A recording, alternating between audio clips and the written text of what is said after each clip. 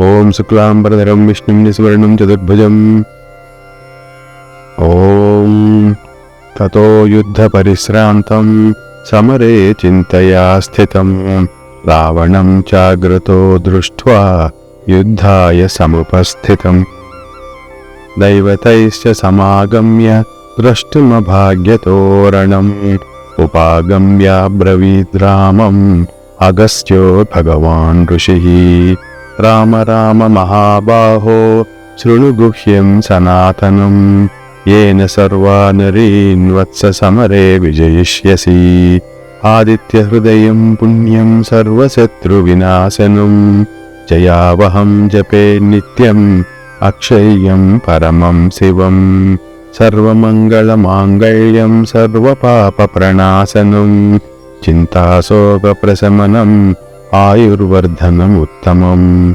रश्मिमन्तं समुद्यन्तं देवासुरनमस्कृतं पूजयस्व विवस्वन्तं भास्करं भुवनेश्वरम्। सर्वदेवात्मको ह्येष तेजस्वी रश्मिभावनः येष देवासुरगणान् लोकान् पाति गभस्तिभिः। येष ब्रह्मा च विष्णुश्च शिवः स्कन्दप्रजापतिः महेन्द्रो धनदः कालो यमः सोमो ह्यपाम्पतिः। पितरो वसवः साध्याः स्विनौ मरुतो मनुः वायुर्वह्निः प्रजाप्राणः ऋतुकर्ता प्रभाकरः। आदित्यसविता सूर्यः खगः पूषा गभस्तिमान् सुवर्णसदृशो भानुः हिरण्यरेता दिवाकरः। हरिदस्वसहस्रार्चिः सप्तसप्तिर्मरीचिमान् तिमिरोन्मदनः शम्भुः त्वष्टा मार्ताण्ड अंशुमान्। हिरण्यगर्भः शिशिरः तपनो भास्करो रविः अग्निगर्भो अदिते पुत्रः शङ्खः शिशिरनाशनः।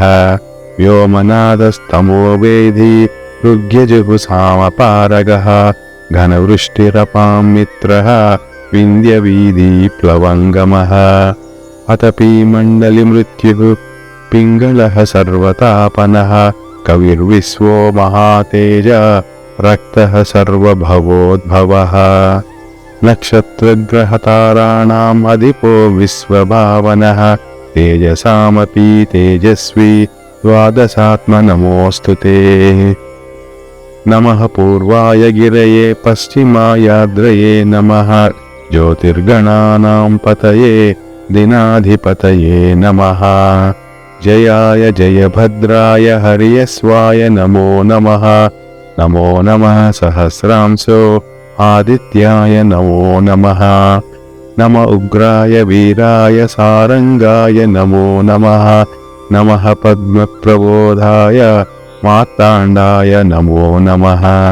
ब्रह्मेशानच्युतेशाय सूर्यायादित्यवर्चसे भास्वते सर्वभक्षाय रौद्राय वपुषे नमः। तमोघ्नाय हिमघ्नाय शत्रुघ्नाय मितात्मने कृतघ्नाय देवाय ज्योतिषां पतये नमः। तप्तचामीकराभाय वह्नये विश्वकर्मणे नमस्तमो अभिनिघ्नाय रवये लोकसाक्षिणे। नाशत्येष वैभूतं तदेव सृजति प्रभुः पायत्येष तपत्येष वर्षत्येष गभस्तिभिः।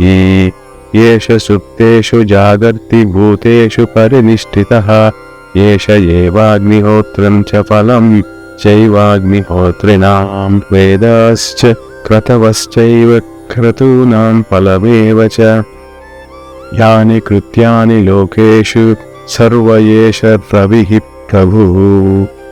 येन मापत्सु कृच्छ्रेषु कान्तारेषु भयेषु च कीर्तयन् पुरुषः कस्मिन्नावसीदति राघव। पूजयस्वैनमेकाग्रह देवदेवं जगत्पतिं एतत् त्रिगुणितं जप्त्वा युद्धेषु विजयिष्यसि। अस्मिन् क्षणे महाबाहो रावणं तं वधिष्यसि।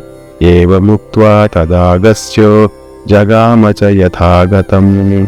एतत् श्रुत्वा महातेजः नष्टशोको अभवदत्तदा धारयामास सुप्रीतः राघवः प्रयतात्मवान् आदित्यं प्रेक्ष्य जप्त्वा तु परं हर्षमवाप्तवान् त्रिराचम्य शुचिर्भूत्वा धनुरादाय वीर्यवान् रावणं प्रेक्ष्य हृष्टात्मा युद्धाय समुपागमत् ये सर्वयत्नेन महता वधे तस्य धृतोऽभवदत् अधरविरवदन्निरीक्ष्य रामं मुदितमाना परमं प्रहृष्यमाणः निशिचरपतिसंक्षयं विदित्वा क्षुरगणमध्यगतो वचस्त्वरेति। ॐ नमो सूर्यनारायण नमः।